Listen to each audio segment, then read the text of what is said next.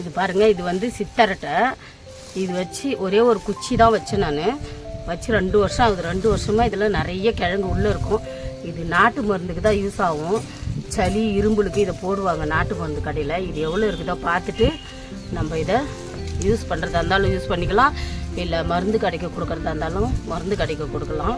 எவ்வளோ இருக்குதோ பார்க்கலாம். ஃபஸ்ட்டு நான் எடுத்துகிட்டு இதை காமிக்கிறேன். பாருங்கள், நம்ம சித்தரட்டை நல்லாவே வந்திருக்கு. இந்த மாதிரி தான் எல்லாமே வரும். எல்லாம் முத்தி தான் இருக்குது காய். பாருங்கள், இப்படி தான் இருக்கும். சூப்பராக வந்திருக்குது பாருங்கள். இந்த சித்தரட்டை மருந்து காய்கறி எல்லாத்துக்கும் இது வந்து இந்த கிழங்கு வந்து யூஸ் பண்ணுவாங்க. சளி இரும்பல் நெஞ்சு சளி எல்லாத்துக்குமே இது கொதிக்க வச்சு குடிப்பாங்க.